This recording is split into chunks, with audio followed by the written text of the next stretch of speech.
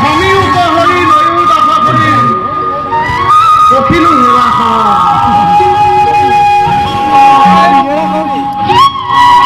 কোনো গকুলবাসী ৰাইজ ভালে আছেনে? আছে। মই জানো গকুলবাসী ৰাইজৰ মোৰ ওপৰত অভিমান আছে। সকলোৱে কয় বোলে আজিকালি কেইদিনমান শম্ভুৰ দেখা দেখি নাই, শম্ভুক আমি নেদেখা হলো। সকলোৱে বহুতে প্ৰশ্ন কৰে। এতিয়া সেই গকুলবাসী ৰাইজ আপোনালোকে কওক, মহাৰাজ মহাৰাণী এইটো অৱস্থাত মই কেনেকৈ এৰি থৈ বেলেগলৈ যাওঁ কওক? যিমানে নহয় বুঢ়া বয়সত মহাৰাণী মহাৰাজে সন্তান এটা পাইছে, মোৰ ভাল লাগিছে। আৰু আপোনালোকে যে খবৰ ল'বলৈ আহিছে, কিছুমানে এনেই খাবলৈও আহিছে, সেইটো মই ভাল পাইছো। যেনেকে নহয় আপোনালোকে আহিছে, মোৰো মনৰ আনন্দত ময়ো থাকিব পৰা নাই ৰাইজ, ময়ো থাকিব পৰা নাই। সকলোৱে খাই আছে, দধি দুগ্ধ ঘিউ মৌ সকলো খাই আছে, মই খালি গালি খাই থাকোঁতে গৈছো। নাই নাই, মহাৰাজ মহাৰাণী গাত দুখ নাই। মই মানে অকণ কথা পাহৰা স্বভাৱটোৰ কাৰণে মোক গালি দি থাকে। মই মানে ঘপককৈ পাহৰি থাকোঁ, মনত নপৰে নহয়। আৰু মহাৰাজ মহাৰাণীক কৈছোঁ এইটো স্বভাৱ এনেকে নাযায়, মোৰ লগতে গুচি যাব। এই আছা আপোনালোকক মাতি লৈ বহাই থৈছোঁ, আদৰিবলৈ পাহৰিলোঁ। বাৰু সকলোকে ধন্যবাদ জ্ঞাপন কৰি সকলোৱে চৰণত পৰি সেৱা জনাইছোঁ, নিমন্ত্ৰণ জনাইছোঁ। সকলোৱে চৰণ যেতিয়া ঢুকি নাপাওঁ নিজৰ চৰণতে ধৰিছোঁ। কোনো বেয়া পাব নালাগে, সকলোকে মোৰ সেৱা জনাইছোঁ। এই আমাৰ গৃহ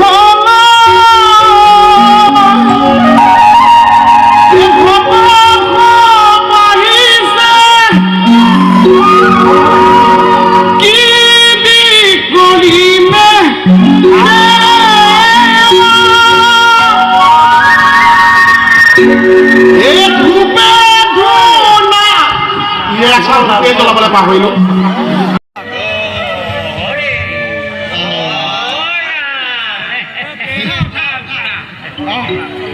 পাছে কিয় বা আহিলে? জন্ম হৈছে দেখা এটা দিম বুলি আহিল। কাৰ ঘৰত? নন্দৰাজৰ ঘৰ নহয়নে বাৰু এইটো? নন্দ নন্দ মহাৰাজ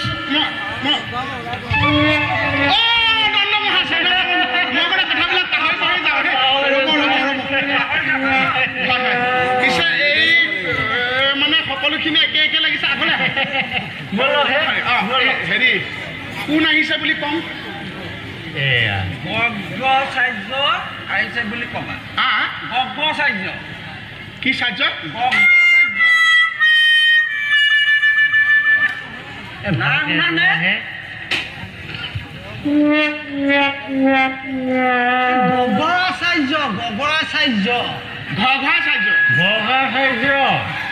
এখেত হেৰি আকৌ দেৱৰাজ ইন্দ্ৰ। মহাৰাজ এই মহাৰাজ ঘৰচাৰ্য আহিছে। ঘৰচাৰ্য নহয়, ঘৰচাৰ্য। প্ৰভু আপুনি আৰু কিনো জীৱ কিছুমান পৃথিৱীত স্বজন কৰে। শুনা প্ৰভু, মোক স্বজন কৰা নাই, মই নিজে নিজে আহিছোঁ। এনেকে নকব। মহাৰাজ ঘৰচাৰ্য আহিছে। ঘৰচাৰ্য নহয়, গগচাৰ্য। মহাৰাজ গৰ্ভচাৰ্য আহিছে। আপোনাৰ ইমান গৰ্ব নাম, একেবাৰে আই পিতাই গৰ্ব নাম ৰাখি দিলে। তুমি কি কথা কৈছা? এইখিলা ঘৰচাৰ্য নহয়, গগচাৰ্য।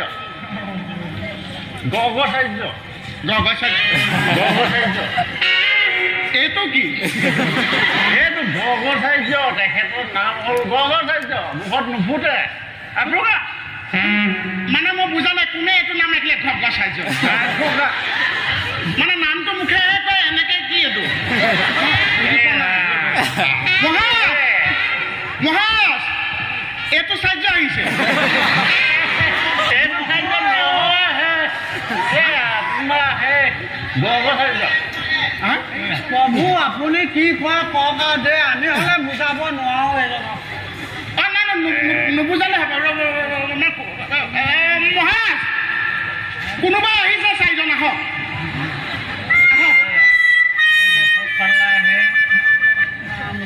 বহিবলৈ নিদিয়া নেকি হা? বহিবলৈ নিদিয়া দিম আমি আকৌ ঘূৰিবলৈ ঘৰৰ পৰা বস্তু লৈ তোমাৰ আকৌ এই আঙুঠিডাল দেখোন আঙুঠি নহয় চুলি চুলি চুলি যাব দেই হ'ব আমি নিজে লৈ তোমালোকে সেইফালে যোৱাহে আমি পাৰিম মই মহাৰাজে মাতি আনো ৰ'ব হ'ব তেনেকৈ একো এটা নাছিলোঁ ৰাণীয়ালৈ আৰু কেঁচুৱাটোলৈ কিবা একত আনিছিলোঁ মানে পিন্ধাকে তেতিয়াহ'লে আপোনালোকক পিন্ধাই পঠিয়াম আৰু দিয়ক কিবা অকণমান চাই দিলে মানে মোৰ সুবিধা হয় সেয়া তুমি কিবা আনিছিলা নেকি চাওক এই বখলা ৰাণীয়ে কেঁচুৱাটো পোকসোপা দিয়া বৰ ধুনীয়া বস্তু আনিলা দেখোন অঁ হয় নেকি কিন্তু এতিয়ালৈকে ৰাণীয়ে চাদৰ দিয়ে সোপা দি আছে তেতিয়াহ'লে তুমি এইটোকে শিশুটোক যদি পিন্ধাই দিওঁ বুলিলে পিন্ধাব পাৰিবা এইটো শিশুলে ৰ'ব প্ৰথম মই পিন্ধি চাই ল'ব লাগিব আৰু কিবা তোমালৈ ৰাণীয়ে নহ'ব বখলা আনিছিলোঁ হয় ইফালে আকৌ মানে মহাৰাজলৈ এই ধুতীয়া বখলা আনিছিলোঁ বখলা ঐ এয়া বোলো হাতৰ পৰা আনিছেনে নাই আপুনি নিজে পিন্ধাই এবাৰ নহয় একেবাৰে নতুন একেবাৰে হাতৰ পৰা লৈহে হ'ব ধন্যবাদ ৰ'ব মই মহাৰাজক মাতি দিওঁ দেই একদম ভাল অঁ মই ভিতৰতে খোৱা বোৱাৰ ব্যৱস্থা কৰোঁ আপুনি মই আনিছিলোঁ নহয় ৰাণী আহিলে একদম সোণালী ৰূপালী দিয়ক ৰাণীয়ে যদি নিপিন্ধে মই কিনিব লাগিব অকণমান বহক হ'ব পিছে আপোনালোকৰ ফালৰ পৰা কিবা আনিছিল নেকি পাহৰি থাকিলোঁ নহয় এই তেওঁলোকে মনত পেলাই নিদিলে নহয় আমাৰ অতিথিয়ে যিখিনি খায় অতিথিয়ে খায় বাঁহখিনি মই ঘৰলৈ লৈ যাওঁ এই পিন্ধাখিনি যদি কিবা বাঢ়ে মহাৰাজতে নলয় মই ঘৰলৈ মানে সেইকাৰণে হয় পিছে মই খোৱা বোৱা যোগাৰ কৰোঁ দায় দুখ নধৰিব দেই